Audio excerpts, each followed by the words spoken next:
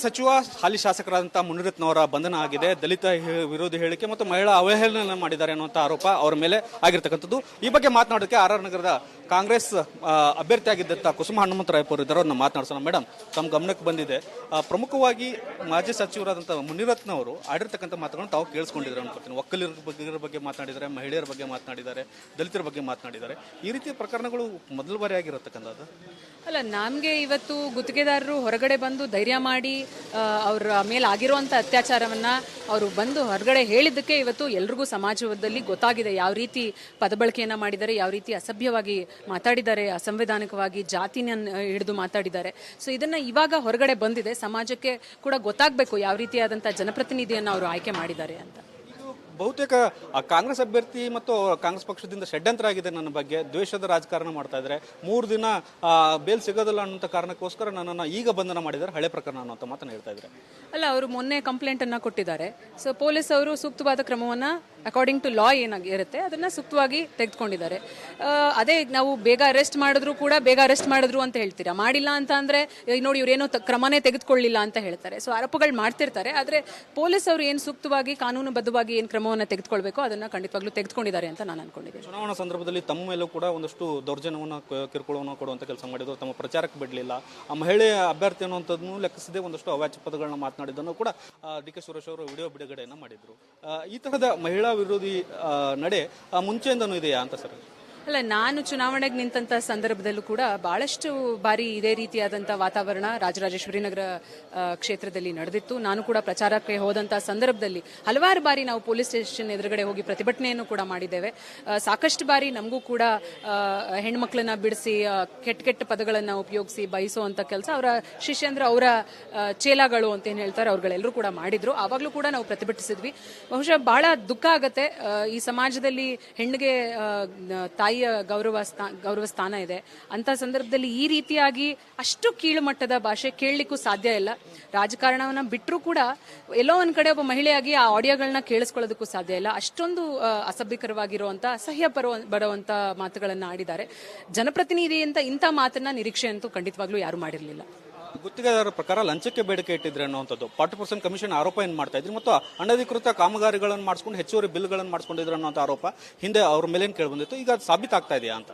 ಅಲ್ಲ, ಈಗ ಮಾಡಿರುವಂತ ದೂರಿನ ಮೇಲೆ ಅದಕ್ಕೆ ಆರೋಪಗಳಿಗೆ ಪುಷ್ಟಿಯನ್ನ ನೀಡ್ತಾ ಇದೆ ಅಂತ ಹೇಳ್ಬೋದು. ಎಲ್ಲೋ ಒಂದ್ ಕಡೆ ಆರೋಪಗಳು ಕೇಳಿ ಬರ್ತಿತ್ತು, ಯಾರಾದ್ರೂ ಒಬ್ರು ಬಂದು ಹೋಗಿ ಕಂಪ್ಲೇಂಟ್ ಅನ್ನ ಕೊಡ್ಬೇಕಿತ್ತು. ಬಹಳ ಧೈರ್ಯ ಮಾಡಿ ಇವತ್ತು ಆ ಗುತ್ತಿಗೆದಾರರು ಬಂದು ಒಂದು ಕಂಪ್ಲೇಂಟ್ ಅನ್ನ ಕೊಟ್ಟಿದ್ದಾರೆ. ಆ ಆರೋಪಗಳಿಗೆ ಪುಷ್ಟಿಯನ್ನು ನೀಡ್ತಾ ಇದೆ ಅನ್ನೋ ಒಂದು ಯೋಚನೆ ನಮಗೂ ಬರುತ್ತೆ. ಈಗಾಗಲೇ ಲೋಕಾಯುಕ್ತದಲ್ಲಿ ಏನು ಕಂಪ್ಲೇಂಟ್ ಆಗಿದೆಯಲ್ಲ, ಅದ್ರ ಮೇಲೆ ಕ್ರಮ ಆಗಬೇಕಂತ ಏನಾದ್ರು ಆಗ್ರಹ ಮಾಡ್ತೀರಾ ಅಂತ? ಖಂಡಿತವಾಗ್ಲೂ ಲೋಕಾಯುಕ್ತದಲ್ಲಿ ನಮ್ಮ ಏನು ಸಂಸದರಿದ್ರು ಡಿ ಕೆ ಸುರೇಶ್ ಸರ್ ಅವರು ಅವಾಗ ಹೋಗಿ ಕಂಪ್ಲೇಂಟ್ ಅನ್ನ ಕೊಟ್ಟಿದ್ರು. ಇವತ್ತು ಲೋಕಾಯುಕ್ತದಲ್ಲಿ ಏನು ಕೇಸ್ಗಳು ನಡೀತಿದೆ ಅವತ್ತು ಅವರು ಹೇಳಿದ್ರು 180 ಕೋಟಿ ಹಗರಣ ನಡೆದಿದೆ ಅಂತ ಹೇಳಿ. ಅದ್ರ ಮೇಲೂ ಕೂಡ ಕ್ರಮ ಜರುಗಿಸಬೇಕು ಅನ್ನೋ ಒಂದು ವಿಚಾರ ಖಂಡಿತವಾಗ್ಲೂ ಇದೆ. ಪ್ರಶ್ನೆ ಮೇಡಮ್, ಬಿಜೆಪಿಯಿಂದ ಉಚ್ಚಾಟನೆ ಆಗಬೇಕು ಅನ್ನುವಂಥ ಆಗ್ರಹ ಮತ್ತು ಶಾಸಕ ಸ್ಥಾನದಿಂದ ವಜಾ ಮಾಡಬೇಕು ಅನ್ನುವಂಥ ಆಗ್ರಹ ಕಾಂಗ್ರೆಸ್ ಪಕ್ಷದಿಂದ ಆಗ್ತದೆ, ತಾವು ಏನು ಹೇಳ್ತೀರಿ ಅದಕ್ಕೆ? ಅಲ್ಲ, ಬಿಜೆಪಿ ಪಕ್ಷದ ನಿಲುವು ಏನು ಅಂತ ಈ ಮೂಲಕ ತಿಳಿಸಬೇಕಾಗತ್ತೆ. ಅವರು ಕೂಡ ಈ ಶಾಸಕರು ಏನು ಮಾತಾಡಿದ್ದಾರೆ, ಜಾತಿ ನಿಂದನೆ ಮಾಡಿದ್ದಾರೆ, ಜೀವ ಬೆದರಿಕೆ ಹಾಕಿದ್ದಾರೆ, ದಲಿತರ ವಿರೋಧಿಯಾಗಿ ಮಾತಾಡಿದ್ದಾರೆ, ಒಕ್ಕಲಿಗ ವಿರೋಧಿಯಾಗಿ ಮಾತಾಡಿದ್ದಾರೆ, ಇದನ್ನ ಬೆಂಬಲಿಸ್ತಿದ್ದಾರಾ, ಯಾವ ನಡೆಯನ್ನ ಬಿಜೆಪಿ ಪಕ್ಷದವರು ತಗೊಂತಾರೆ ಅನ್ನೋ ಒಂದು ಕುತೂಹಲ ನಮಗೂ ಕೂಡ ಇದೆ. Thank you. ಇದಿಷ್ಟು ಶಾಸಕ ಸ್ಥಾನಕ್ಕೆ ಅಭ್ಯರ್ಥಿಯಾಗಿದ್ದಂತಹ ಕುಸುಮ ಹನುಮಂತರಾಯಪ್ಪ ಅವರ ಮಾತು. ಮುನಿರತ್ನವರ ಬಂಧನ ಆಗಿರೋದು ಸೂಕ್ತವಾಗಿದೆ. ಅವರ ದೌರ್ಜನ್ಯ ಮೇಲಿಂದ ಮೇಲೆ ಹಿಂದೆ ಆಗ್ತಾ ಇತ್ತು, ಈಗ ಮಾತ್ರ ಬೆಳಕಿಗೆ ಬಂದಿದೆ.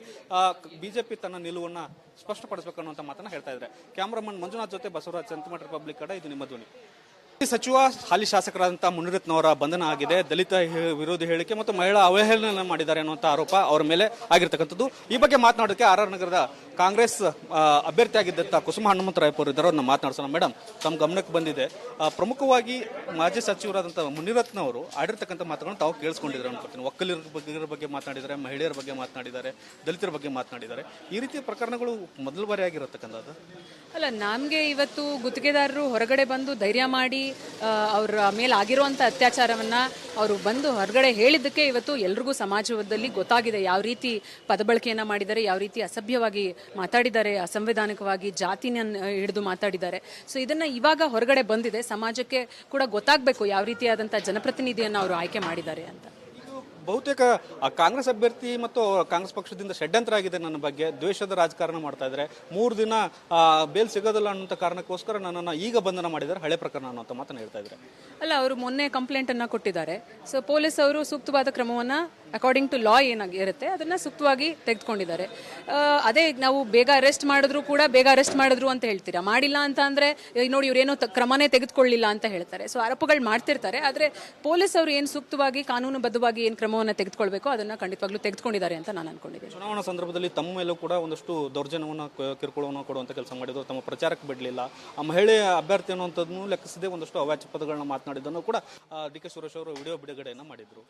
ಈ ತರಹದ ಮಹಿಳಾ ವಿರೋಧಿ ನಡೆ ಮುಂಚೆಯಿಂದನೂ ಇದೆಯಾ ಅಂತ ಸರ್?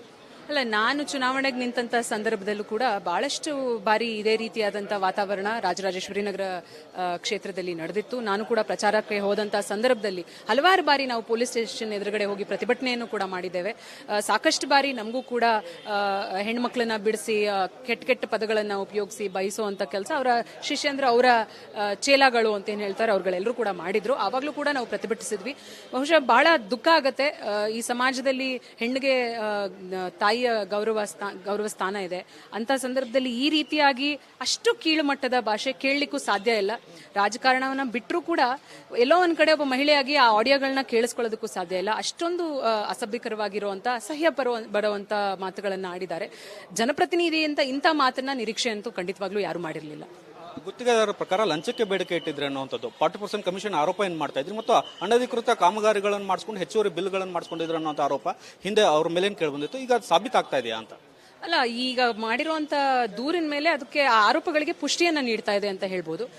ಎಲ್ಲೋ ಒಂದ್ ಕಡೆ ಆರೋಪಗಳು ಕೇಳಿ ಬರ್ತಿತ್ತು, ಯಾರಾದ್ರೂ ಒಬ್ರು ಬಂದು ಹೋಗಿ ಕಂಪ್ಲೇಂಟ್ ಅನ್ನ ಕೊಡ್ಬೇಕಿತ್ತು. ಬಹಳ ಧೈರ್ಯ ಮಾಡಿ ಇವತ್ತು ಆ ಗುತ್ತಿಗೆದಾರರು ಬಂದು ಒಂದು ಕಂಪ್ಲೇಂಟ್ ಅನ್ನ ಕೊಟ್ಟಿದ್ದಾರೆ.